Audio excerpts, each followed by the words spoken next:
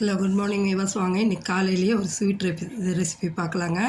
எங்கள் சின்னவங்க இன்றைக்கி காலையிலேயே கேசரி கேட்டாங்க.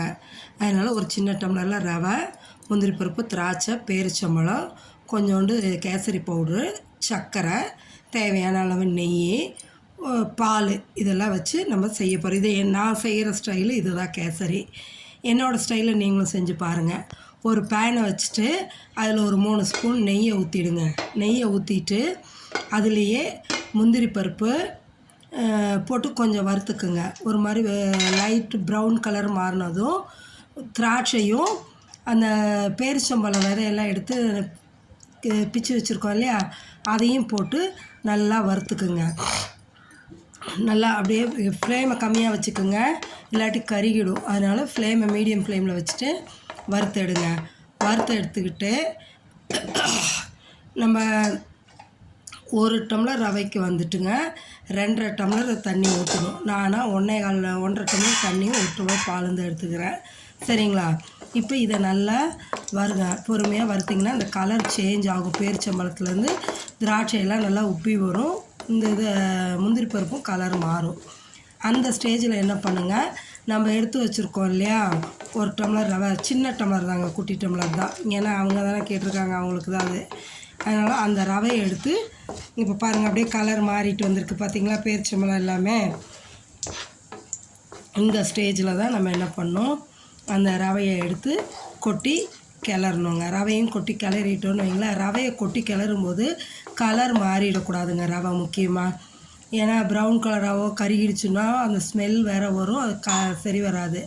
அதனால் ஃப்ளேமை கம்மியாகவே வச்சுட்டு பொறுமையாக வறுக்குங்க. அந்த நெய்யிலையே போட்டு வறுத்துருங்க. நெய்யிலே வறுக்கும்போது இன்னும் கொஞ்சம் டேஸ்ட் நல்லா என்ஹான்ஸ் பண்ணி தரும் நம்மளுக்கு கேசரியோட டேஸ்ட்டு.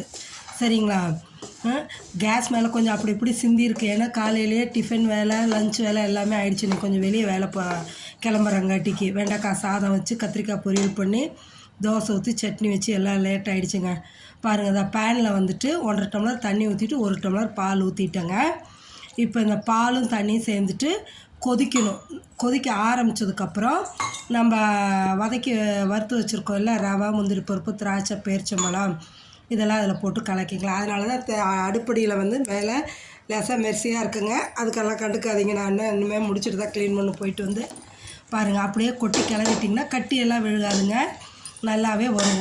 ஒரு சிலர் நான் கேசரி கிளறும்போது கட்டி விழுகுதும்பாங்க. எனக்கு கட்டியெல்லாம் விழுகாதுங்க, நல்லா இதாக வரும். சுத்தமாக அழகாக அப்படியே பார்க்கவே அப்படைசிங்காக இருக்கும், சாப்பிட்ணுன்னா அந்த அளவுக்கு இருக்குங்க. இதில் அப்படியே வச்சு கிளறிட்டுருங்க. ரவை நல்லா வேகணும். ஃபுல் ஃப்ளேம் வச்சிடாதீங்க, ரவை வேகாது. அதனால் மீடியம் ஃப்ளேம்லேயே வச்சுட்டு பொறுமையாக கிளறுங்க. கிளறிட்டு இந்த ஸ்டேஜ் வந்ததும் நான் 1 டம்ளர் ரவைக்கு 1.25 டம்ளர் தான் சர்க்கரை எடுத்திருக்கேன். இனிப்பு எங்கள் வீட்டில் இனிப்பு தான் சாப்பிடுவாங்க. அதனால் நீங்கள் வந்துட்டு 1க்கு 2 போட்டாலும் உங்களுக்கு ஸ்வீட் நல்லாயிருக்கும். அதுமாரி கூட போட்டு செய்யலாங்க. 1 டம்ளருக்கு 2 டம்ளர் போட்டுக்கலாம். நான் 1 டம்ளருக்கு 1.25 டம்ளர் தான் ரவை போட்டிருக்கேங்க. ஏலக்காய் போடாமல் நான் அதுக்கு பதிலாக 4-5 ட்ராப்ஸ் வெண்ணிலா எசன்ஸு சேர்த்திட்டேன். ஏலக்காய் போட்டால் நாங்கள்லாம் சாப்பிடுவோங்க. எங்கள் சின்னவங்க வந்து சாப்பிட மாட்டாங்க, ஏலக்காய் வேண்டாமாங்க. அதனால் வெண்ணிலா எசன்ஸ் போட்டால் இதுவும் டேஸ்ட் நல்லா இருக்குங்க. வெண்ணிலா எசன்ஸ் போட்டு செய்யும்போது இது போட்டு கிளறிக்கிங்க. அந்த வெள்ளையாக தெரியறதெல்லாம் கட்டின்னு நினச்சிடாதீங்க, அதெல்லாம் முந்திரி பருப்பு தான், கட்டியாக விழுகாதுங்க, நல்லா வரும். சரிங்களா? அப்படியே கிளறி ஒரு 2 ஸ்பூன் மேலே நெய்யை ஊற்றிடுங்க.